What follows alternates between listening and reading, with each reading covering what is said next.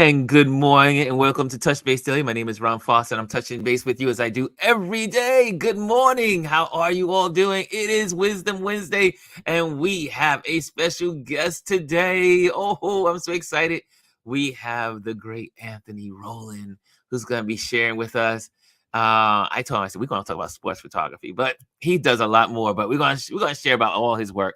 But I think we're going to really dive into the sports story and because we don't get to hear too many stories about sports photography, and so you know how we roll on Wednesday. So Wednesday we're not gonna go into politics, even though I would love to go to politics. But tomorrow, I guarantee you, tomorrow Gwendolyn will be my host tomorrow.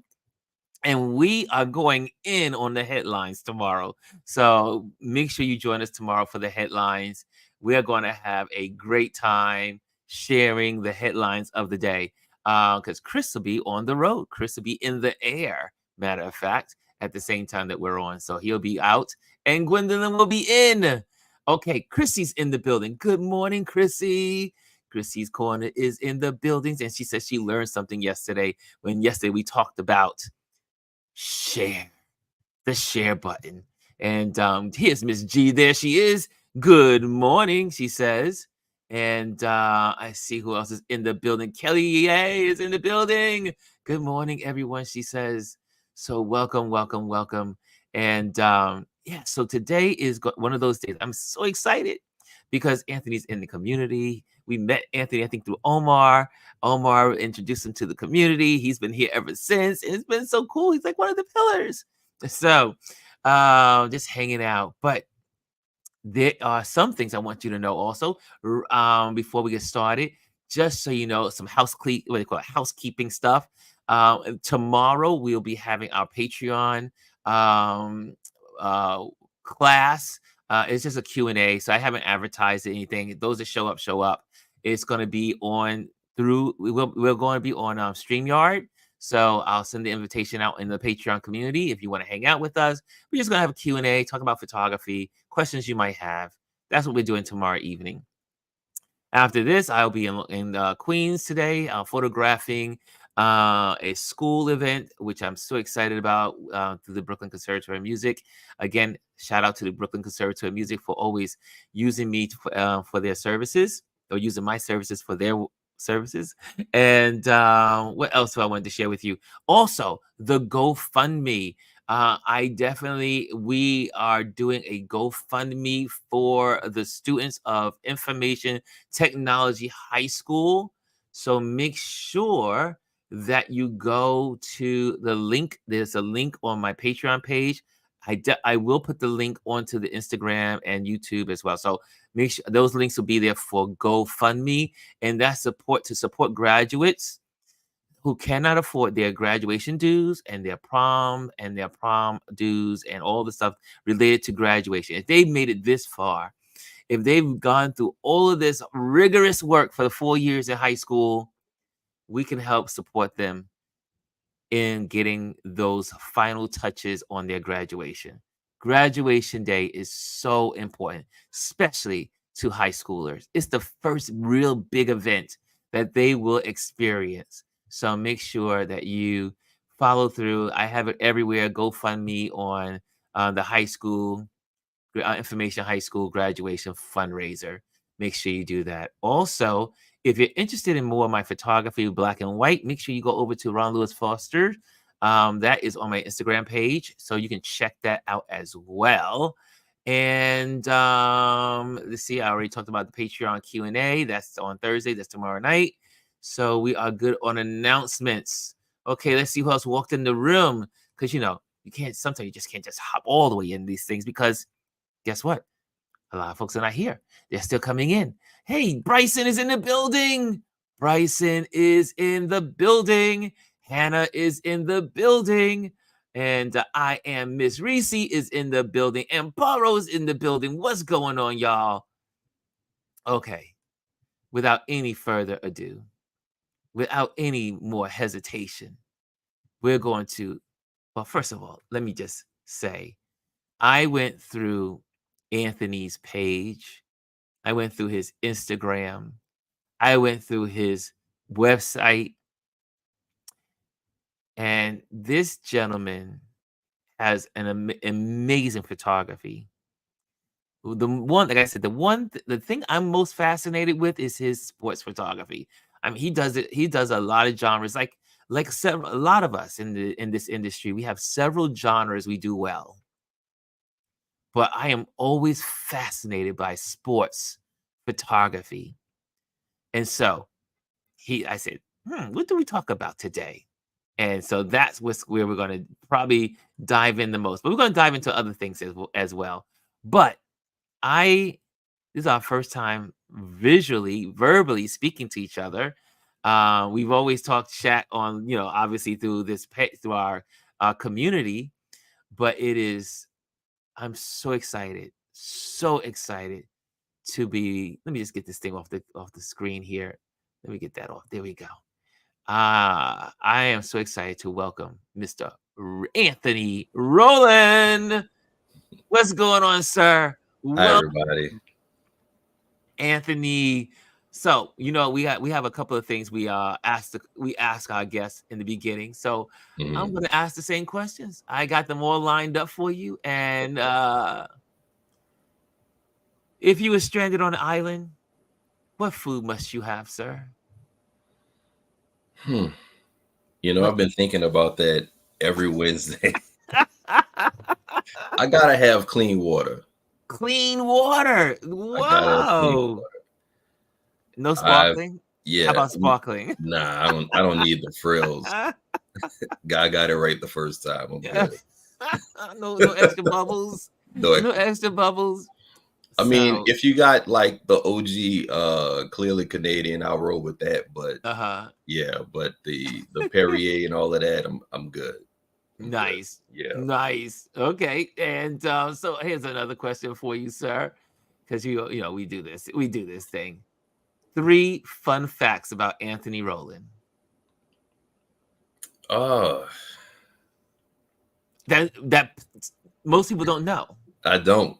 I really don't. Fun facts. I'm funny. I guess it's more of a weird fact than a fun fact. I have this irrational, like my fears are irrational. Like I will go ziplining 500 feet, 600 feet in the air, but I got this thing about Ferris wheels, or I like fast cars, but I don't like roller coasters. So you're one of those. It's like me jumping out of a plane going skydiving, but I don't like roller coasters. Right. See, I don't like roller coasters, but I will jump out of a plane. So okay, that's interesting. And well, that puts us on the map here. So how did your photography career begin? What was it that said, when was the moment you picked up a camera and said, I love this. I want to do this. I want to take the camera out every day or every chance I get and photograph. Or what did you start photographing? What was your first thing you start photographing? Well, that answer's twofold, actually. So when I initially got into photography, I was 15 and I wanted to get out of class. That was it. That's really the story. Was it was your hooky plan? Yeah, it basically was. So I have a friend who's still best friend to this day, Sean Simon, who was a yearbook photographer at our high school. And we would hang out, and he would be out and taking photographs at various events and things like that with school. So I noticed he was getting out of class early because you got to go to wherever you have to go, to get set up or, what have you. So, whether it's a football game or, basketball or whatever it was. Right. So, one day I'm like, tell him I'm with you, and it worked out, and he talked to the teacher that was over that, and I was able to get out, and I started shooting with him. Hmm. But then it started to become fun. And some of my favorite photos to this day was shot with this consumer Canon film camera that we had. Mm-hmm. And so there's a lot of, well, not a lot, but there's some photos in the yearbook that I took that I'm still proud of to this day. Um, and then fast forward, I put the camera down not long after high school, and Mm-hmm. then picked it back up back in 2001. Um, I moved to Baton Rouge, and I got into car culture. I was already into motor racing. I was probably one of the few Black people in New Orleans, which is where I'm from originally, that was in Mm. motorsport. I would watch the Speed Network daily, religiously. My mom would think something was wrong. He's like, I just don't understand how you can just watch cars go round and round all day long. Mm-hmm. But I was fascinated. I loved it. So when What I was moved, it? What was it about that made you so fascinated with them? I mean, like you said, the cars are just going around and around. But what made you? What made you like? It brought you joy to watch. What was it about it? the moves on the Mm-hmm. track, um, it takes an incredible amount of skill to be going that fast, and you're literally inches away from the other car when you're going Mm. to make that pass. um so it was things like that. um the how tough these people were, because you crash your car and then you just get up and walk it off, Mm. that kind of thing. um so when I got into car culture in Baton Rouge, I ended up buying my first. This is when digital cameras first came out. So Okay. my first camera was a Hewlett Packard digital camera. Hewlett Packard made A Hewlett, cameras. yeah, they did. And you had your little small S micro SD card or whatever it was back then. And that was it. That's what you had. And it had like a 1-inch screen on the back that you can see, what your photo looked like. Oh man, I didn't even know they dabbled in photography Yeah. cameras. Yeah, I was thinking about getting one on eBay just for old time's sake, because I lost all that stuff in, Mm. in the storm in Katrina. Wow. Yeah. So speaking of, so I moved to California. After that, So so when you were living in Louisiana, mhm.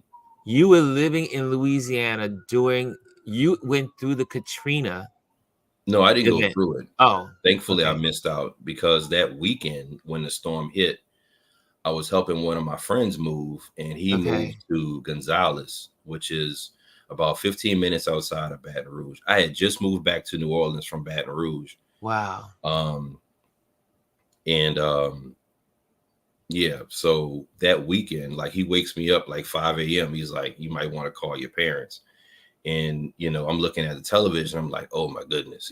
So it hit, and it was a lot worse than we anticipated. Yes. Thankfully, my family got out, and they're fine. They're back in New Orleans. They live in New Orleans now.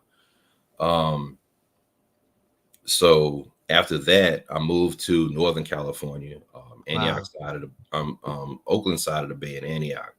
I lived there for about a year, and then I moved to Dallas Mm-hmm. because I reconnected with my friend at the time, who then became my girlfriend, who is now my wife, Dana. Mm. So she's been living in Dallas since 2001. She got recruited out of college. So moved back here, and we took a trip together. We went to Italy. This is our first time traveling internationally. A group of us, we all got together, and we went to Italy. So Dana's like, we need a camera. So me being me, I went on, did research, and did what I did. And I said, well, we're going to travel into Europe. You're doing the research about pickpockets and things like that. So I said, I need something compact and that's going to get the job done. And let's see, I pulled it out because I still have it. So it's a Canon Power Shot. I think So we all had one of those. Like yeah, I had the this was Sony one that yeah, looked children. exactly like that. This is before cell phone cameras, children. Yes. This is an antique right now. This, I so remember those traveling with those babies. right, and so to add to that second part of the question is that's when I fell back in love with photography. Like really was like I love this and this is what I want to do. So the photos that I got in Italy, of course, the architecture is amazing. This was our first European trip, and it was amazing. And so I got a bootleg copy of Lightroom. To the people of Adobe, I pay my subscription now, but back then I didn't know how to use it or anything like that. So I'm on YouTube getting lessons and things like that. And and I'm just playing around with the JPEGs out of a Canon PowerShot. And it was just like, yeah, this is it. So we went on what we call we went to where did we go? This was after we got married. Went to Napa. And it was two young ladies from Australia. They had a big Nikon D800. And I'm still out there with the Canon PowerShot. We're talking about photography. And I'm just looking at this big DSLR. And I'm just like, wow, this is amazing. And they're giving me tips and everything on, how to shoot RAW and what's the benefits of shooting RAW and things like that. So then when we got back, went to Target and got a D3200 with the 2 kit lenses. Wow. And I still got you got that collectors well. going. You save your cameras, all your cameras. So I mean they're special. I mean Yes. so and then from there the rabbit hole just got deeper and deeper and deeper. Yes. And this is like some of the stuff that I've have printed, behind me. And this was I said, in 2016, I say, you know what? This is what I want to do. And out of all the careers and all the jobs that I've had in my life, photography is the only thing that I've ever chosen solely on my own. And I just kept coming back to it over and over again. And so I think it's like when Yeah. I worked as a chef. I washed windows. I did so many things in my lifetime, but it was at the suggestion of other people. So, it's like, oh yeah, you should do this or you should do that. Or, you're smart. You can do this, you can do that. And I'm like, yeah, all right, cool. I'll do it. That's one of the ones from Italy. Oh, this one right here. Yeah. That's shot from the gondola. Look at that. Your beginning of your career. Yeah. And you did good. Thank you. Wow. So now you have pictures on the back of your wall. And why is it important to you to print your photos and then put them on your wall as a gallery? Why is that so important to you? Oh, you got a lot of photos behind you. I got a story for that as well. So okay, I want to hear it. So my friend Blair, he has he had a Savage Chat series that was going on, and he was interviewing a lady by the name of Montez Miller.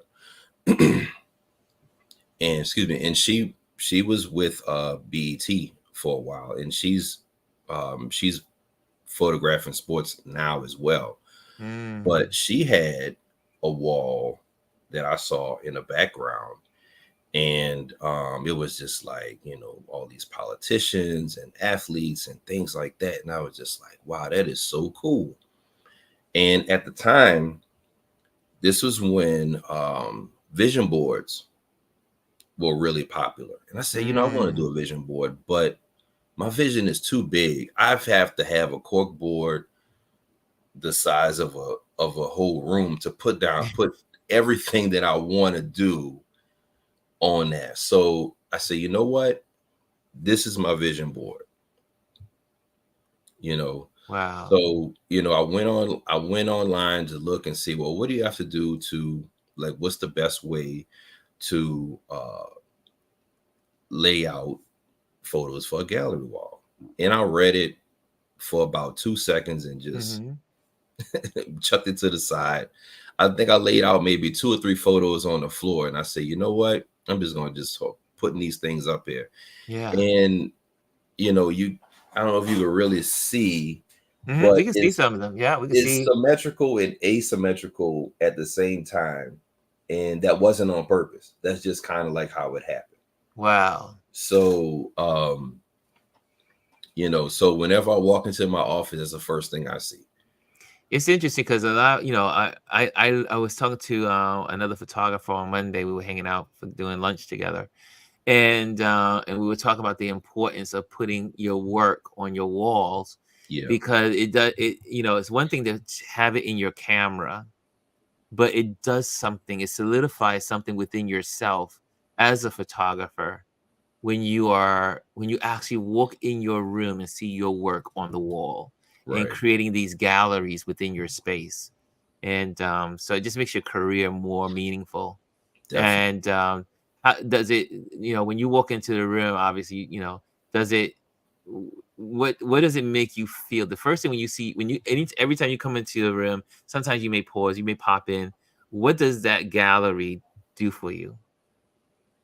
I remember when I first put it up and I walked in, because I walked in maybe 2 days after, and it was like an explosion. Mm, When I looked at it, I was just like, wow. Like, this is my work. There's nothing on this wall that I didn't do. yeah. And some of it's just everything that I like, that I love. And they all have a story. And that's the amazing thing about it. Wow. Well, I could go so many directions with questions for you. One is New Orleans is one of the most amazing places to live. Yeah, It's one of the most amazing places to visit. And right. I'm finding out so many cool people that I'm meeting over these last 3 years of I guess 3 or 4 years. Because I've been really spending time photographing in America versus overseas. Hmm. And I've been meeting a lot of people from Louisiana, and from the state of Louisiana. And it's just been really fascinating to see all the talent that comes out of that state. There's so much talent in Louisiana, but I'm going to digress because I want to let it go for another time. But Right. Yeah. here's let's look at some of your sports photography here. And how did you? When was the first time you picked up well, should I say, when was the first time you decided to go professional as a sports photographer? So those shots are from my very first F1 race that I shot. Mm-hmm. So we kind of delved into the story before the show came on. So I met a guy. I just give the condensed version. So I met a guy. Oh, you got time. You got Okay. time. Okay. So I went to Lowe's. I was my wife and I were in the process of getting our home theater together. And so I'm going there to buy paint and supplies and things like that. And as I'm coming out, I see a kid with his dad. He's a Cub Scout. He's selling popcorn. And so I didn't really pay it any mind. I was just like, I need to get back to the house, about to head back and get started on this room. So I get halfway down the street and I realized, I was like, well, shoot, I forgot something. So I double back, I go back in, and then I when I'm coming out, sorry, my light went off. Um, I'm coming out. I said, well, you know what? I'm working on this home theater. Let me Mm-hmm. get some popcorn and support, this kid at the same time, because I grew up as a Cub Scout as well. So I'm getting the popcorn, and I noticed that Dad has on a Laguna Seca t-shirt. So Mm. Laguna Seca is one of my favorite racetracks. It's home of the corkscrew, and it's out in Monterey, California. Mm-hmm. So, we going and chatting about the shirt, and I said, well, I'm a photographer, and I want to get into photographing motorsports. So he says, well, I have a guy I was in the Navy with, and he shoots motorsports. I'll be more than Mm-hmm. happy to introduce him to you, and give me information, and I will pass it on to him. So it's like, all Mm. right, cool. I'm thinking I'm not gonna hear from this guy for a while, right? Because he's out there with Right. his kid, right? And Right. life and things like that. And I'm just some guy he just met. I hadn't even gotten home, and I got a text from a guy named Chris Baylor, Mm-hmm. who's a photographer, a local photographer here. And he does a lot of seniors and things like that, but his heart is on the racetrack. Wow. And so he texts me, and he's like, let's connect. So fast forward, we meet up at I think we met up at like Razoo's or some sports bar Mm-hmm. or something like that. And we're talking about getting into sports photography. And he's like, well, you can bring your gear to Circuit of the Americas. So, he knows the track. He spent a lot of time in Austin, and Okay. and we talked about just, black sports photographers, especially in motorsport. You don't see them. Yeah, and that's something we were talking about before we came Yeah. on air, is that I've gone to sporting events, and one of the things I mean, I've always liked sports photography. I always said I always wanted to do sports because I love the speed. I love Right. the action of moving. So I mean, I do it now with cycles, bikes, stuff that Right. like hobby, just kind of Yeah. just to do it in the park. Right. But it's when you go out, you rarely saw black photographers in Mhm. the sports photography arena. Right. And I was just always like curious, like where are they? Where are they? So when I started going through your work, and when Omar introduced you to this community, and I said, oh wow, look at this stuff, look at this sports. And then you mentioned about sports photography. Mhm. What does it feel like to be one of few black photographers in the sports world, as in racing? Well, the thing is, in that, as I was getting through the story, so let me finish the story real quick, and I Oh, can, okay. I can answer that. Yes. So he's telling me that you don't have to be credentialed Mm. to bring your gear. So I said, oh well, that's cool. What's the process? Like, what do I have to do? So he's like, yeah, just get a general admission ticket for the weekend. And at the Okay. time, a weekend pass for Formula One was like $100 for those Mhm. 3 days, which is amazing today. Um, and then he's like, don't park at the track. There's parking around the track. You can just walk. It's cool, and it's a lot cheaper. Mhm. So I was like, well, I'm going to be out there. I can take you to all the hot spots and everything, and we'll get some shots or whatever. So it's like, all right, cool. So he was in negotiations with a publication at the time to Wow. he was going to be credentialed at the race.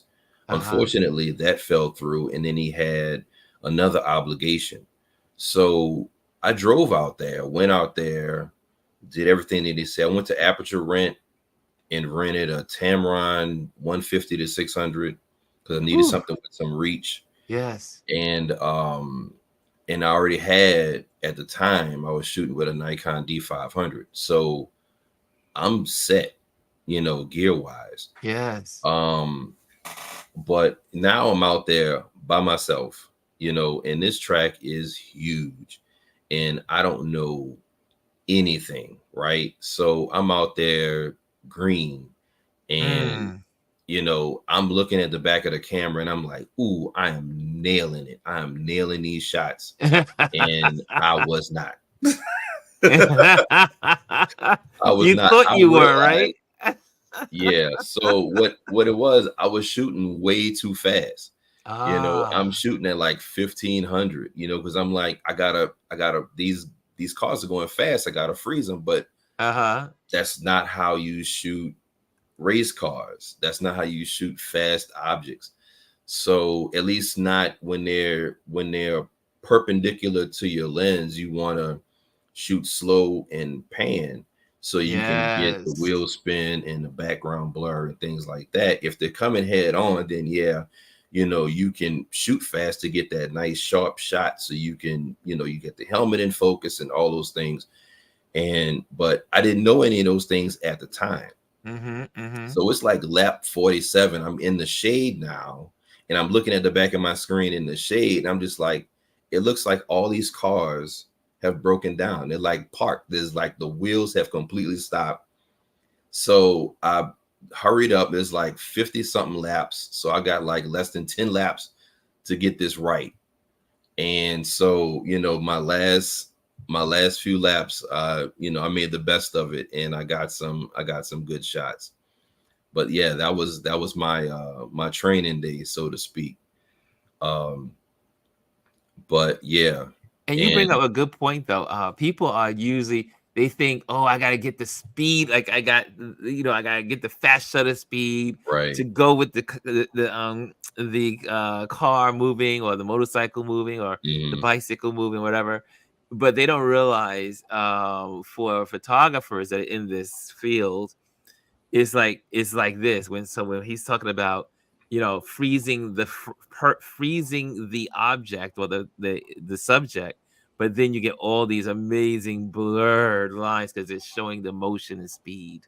right. So just so And you're people know shooting at exactly what like, you're talking about. yeah, and you're shooting at like 60, 1/60th of a second, Really 1/80th that of a low? second. Yeah, yeah. If you want to get like really good blur, because it all depends on how fast the object is moving as well, right? Yeah, But to get like really good blur, yeah.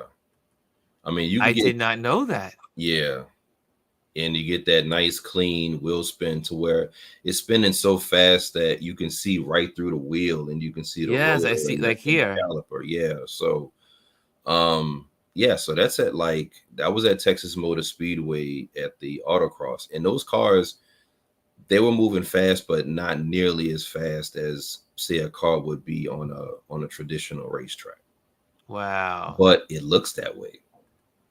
So, and that's part of the reason why a lot of photographers get offended when folks say, "Ooh, your camera takes good pictures." No, the camera's a tool, and we take good pictures. So, This um, is and you don't just do cars, but you do motorcycles as well. yeah, You do anything that's got speed. anything. If I can get in, I'm there. I'm actually, there's one this weekend, but because I'm traveling with my family and we're going to a Disney cruise. So yeah, so I got to forego that one for this weekend. Look at this. That's Do from you is there some kind of like Now that's when I figured it out. adrenaline? That's when What's I that? figured it out. Oh, you figured it out at this point. Yeah, because Yeah, it's gotten real sharp now. But right. is there an adrenaline that happens when you're photographing this? Um, and when you captured this, like this is a great shot. When you get the shot, what are you feeling? What are you feeling on the inside? A big old smile. This is like I nailed it. And you taking, a couple thousand pictures to keep 10 or 15. Mm. So they say your keeper rate is between 6 and 10%. So in a lot of cases, but like your best of the best, it's going to be like 10, 20, at least for me at that time. Mm-hmm. That with experience, that's going to go up. But it's a rush. It's a rush to know that you've nailed it, because you're swinging this big lens, and the one that I have now is a tank. It's pretty heavy. I shoot with 200 to 500 now. Wow. Yeah. Now, do you use a model pod, or do you use it freehand? I freehand it. Really? Yeah. Yeah.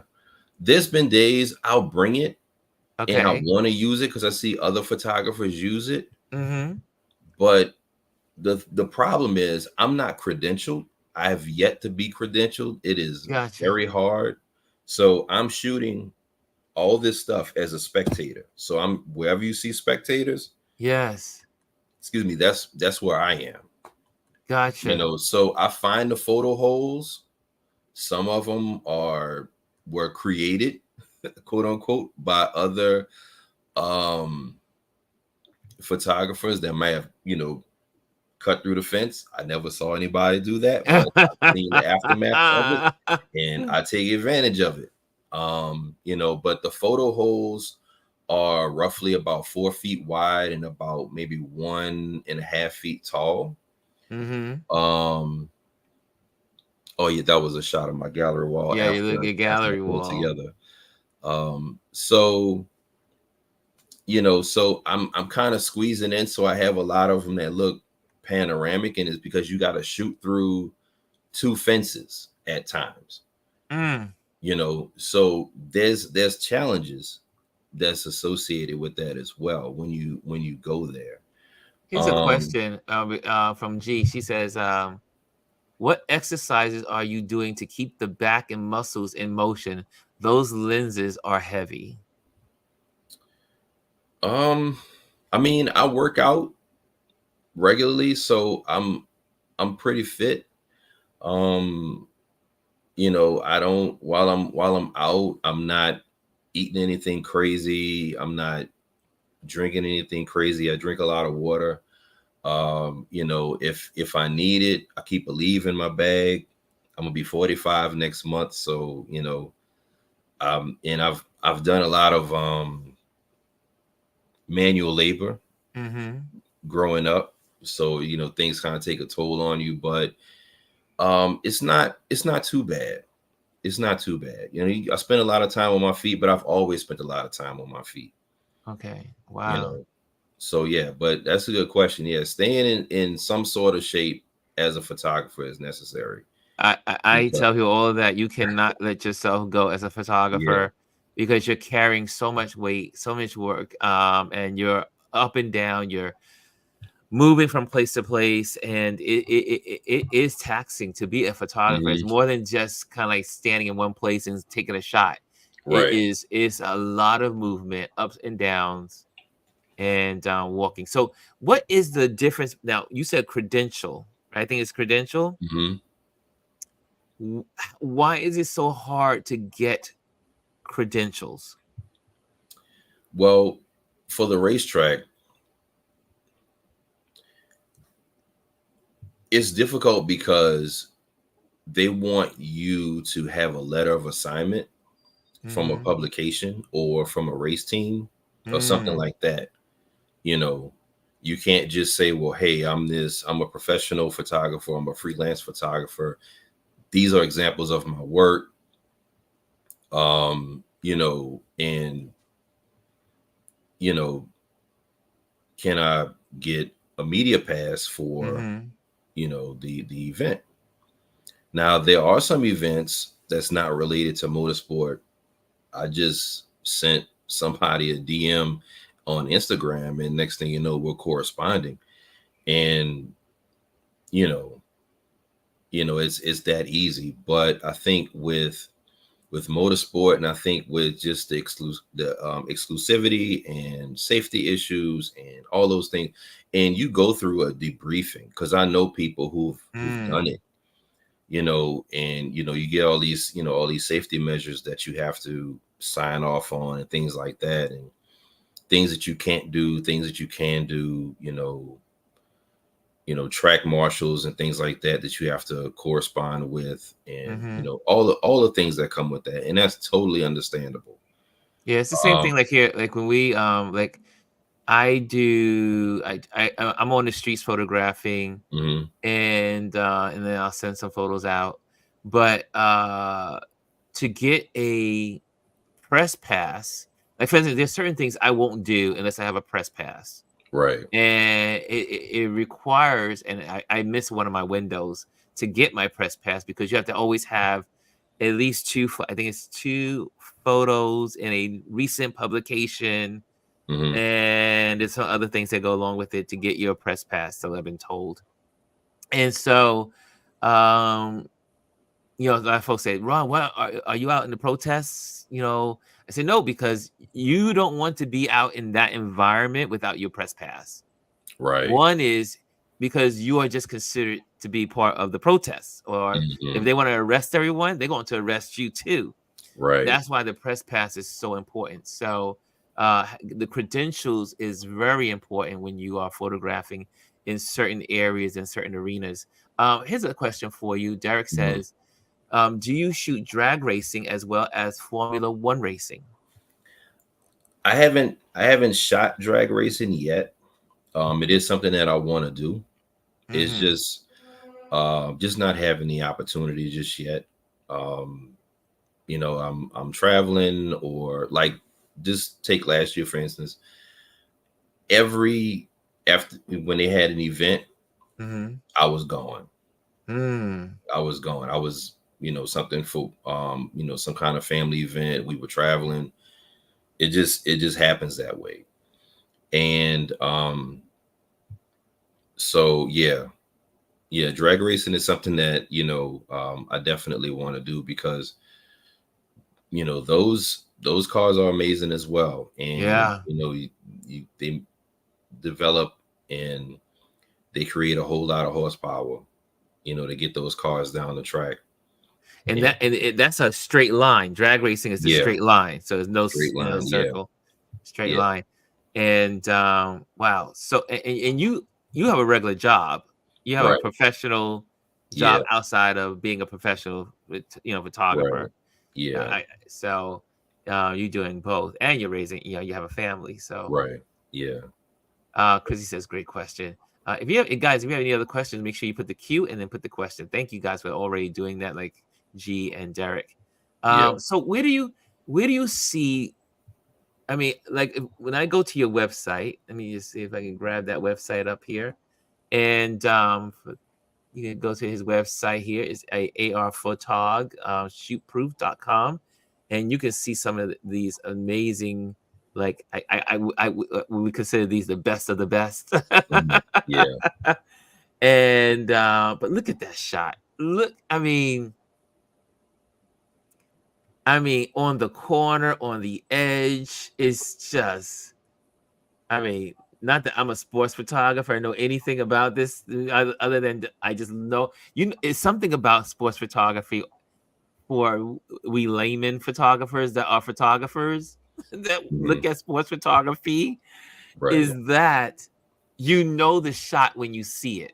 yeah, We may not know as in regular, we regular photographer, we photograph other stuff. right, But when you see the photo, the photo. You're like, yeah, this is one of the tops. I mean, look at right, that. I mean, I love it. I like I said, it's to me one of the most fascinating of photography.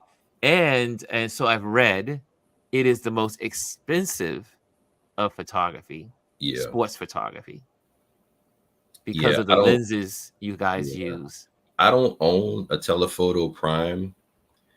I think my wife would kill me if I told her that. Yeah, I just dropped You spent $20,000 on one, right? $16,000 on a, or 20 grand on a lens. Yes. You know, Yeah. So you're walking around with a used car Literally. on the front of your camera, but yeah. So I think I can justify the purchase once it starts making money. Yeah. Once it makes the money, I always say the the the the art will sponsor the tools needed to Right. get you to the next level. Yeah. But yeah, this is really cool stuff. But you do more than this, just that. Let me just go see if I can get back to your page here. Take me back there. Hold on a second. Here we go. You also do event photography.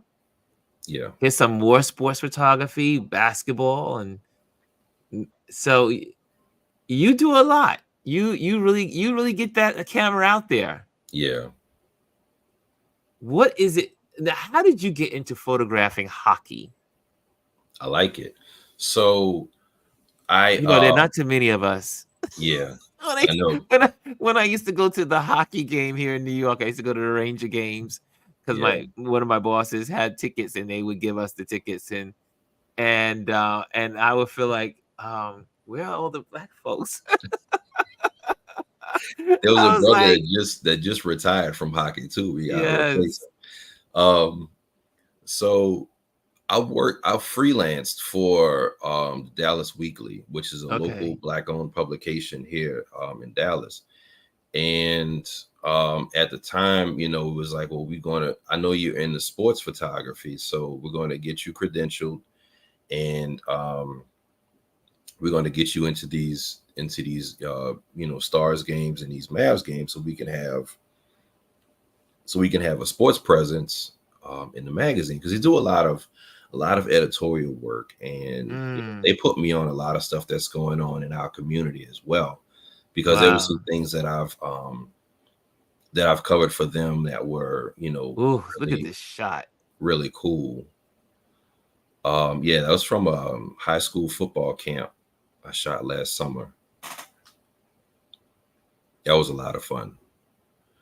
I mean, Uh, both of them in the air like that, and the ball, and that man. yeah, it's one of my favorite shots. So yeah, so they knew that was something that I was interested in doing, and they finally got a sports writer, and yeah, so I was able to get into the games, and I haven't shot any Stars games Hmm. um this season, unfortunately, because the person that was doing my credentials is no longer with the publication. Right. So right now I'm in the process of looking for another publication Okay. to freelance for, or to work for, um full time, if that's a possibility. Wow. um so just putting that out there, if you know Putting somebody. it out into the world. That's what Right. you got to put it out in the universe. You got to put it out there into the world. People Yeah. don't know what you're looking for unless you put it out there. Right. Yep. So Nice.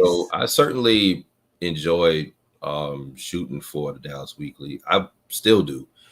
One of my most tense assignments, I'll say, was when we can just dip your toe into the political thing for just a moment, is when I shot a protest Mm, after Roe v. Wade was repealed. nice. So this was a bunch of pro-choice people that were out, Hmm. and down near downtown Dallas.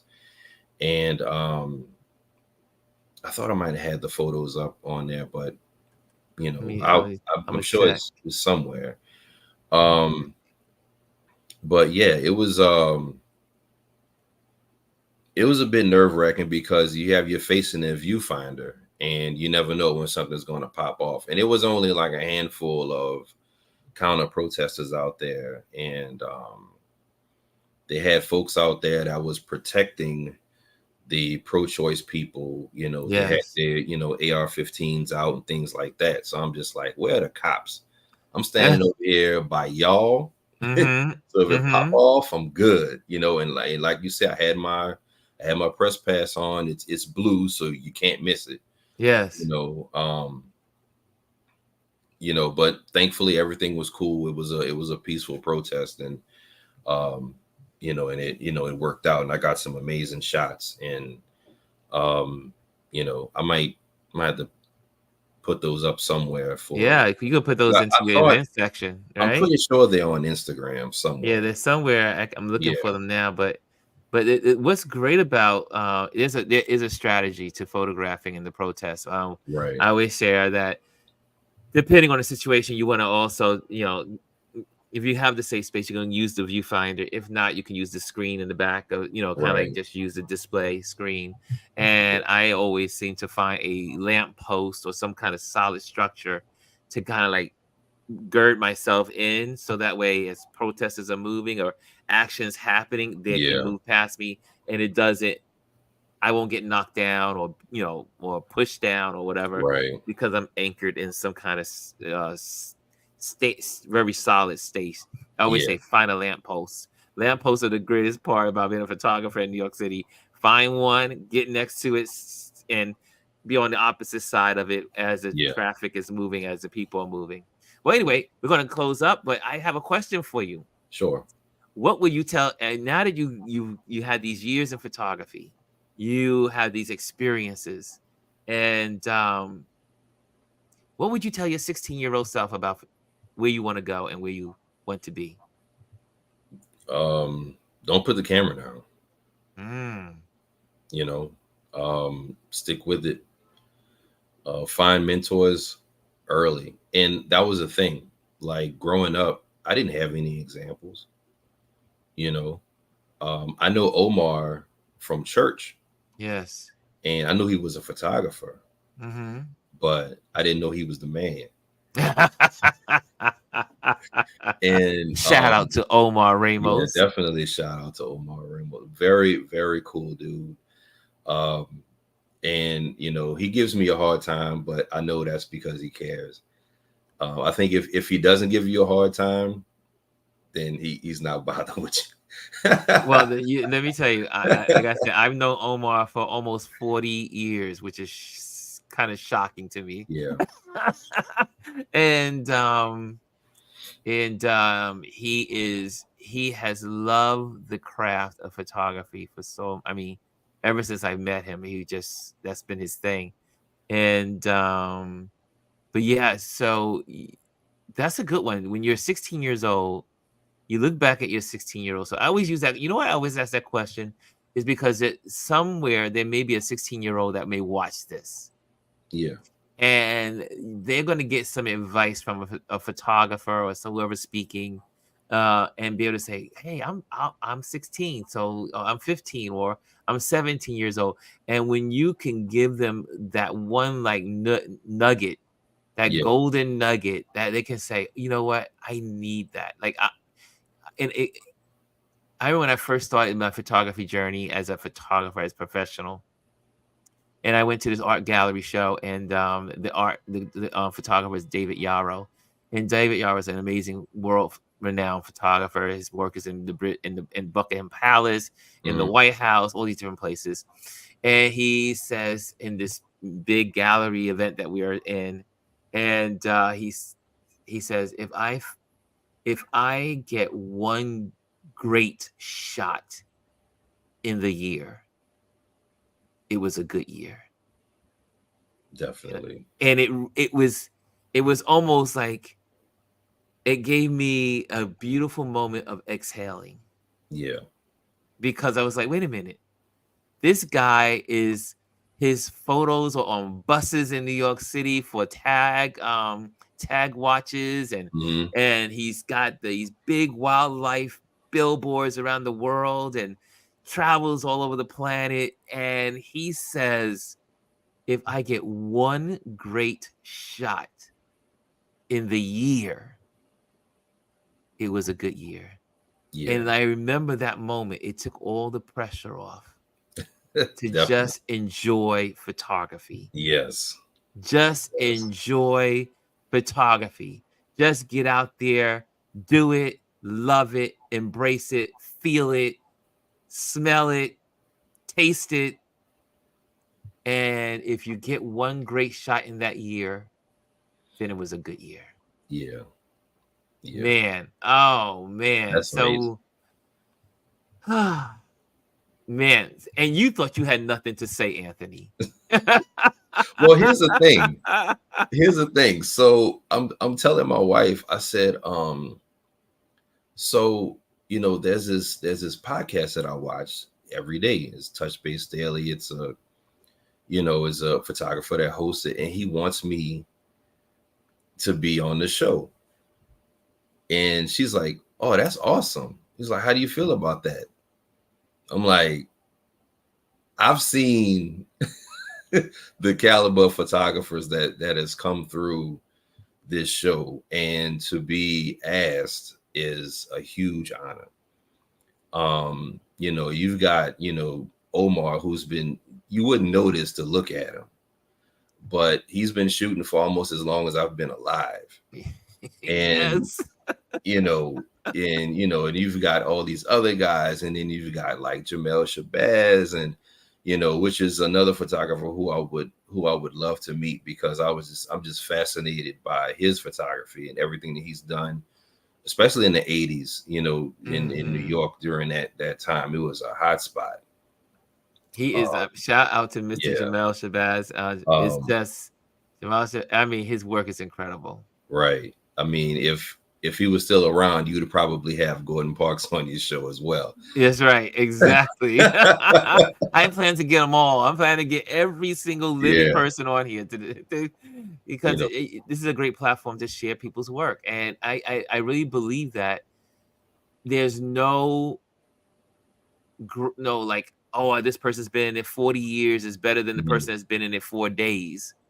Right. No, if you love photography, you embrace photography, then this is a platform that you can share your love and share what you do.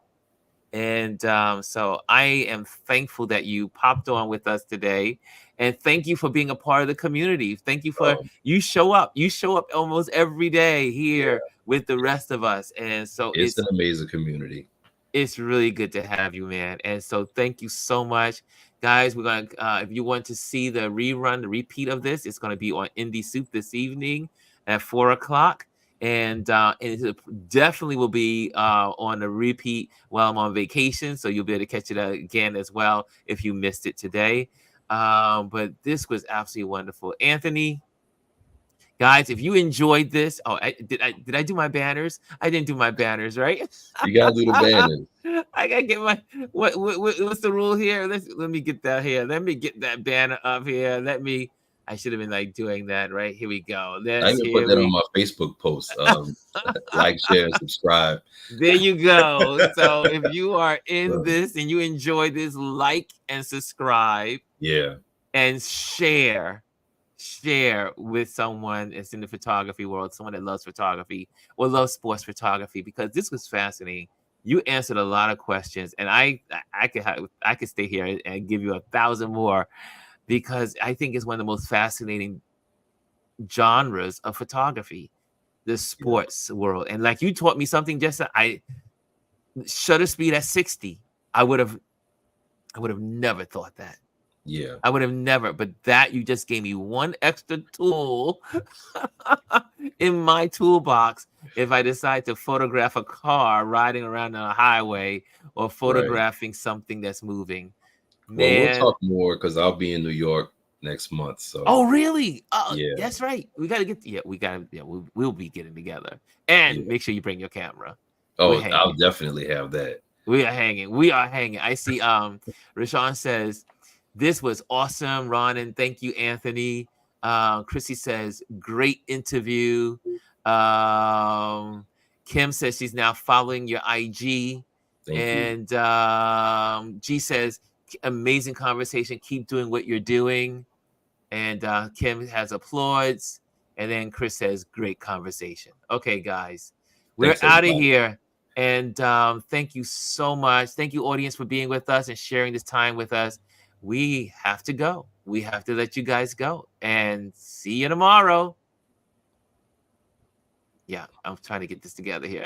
Oh, tomorrow, Gwendolyn and I will be together because Chris will be away. I mentioned that in the beginning. So it'll be Gwendolyn and I tomorrow hosting together. Okay, now we're out. Bye. All right.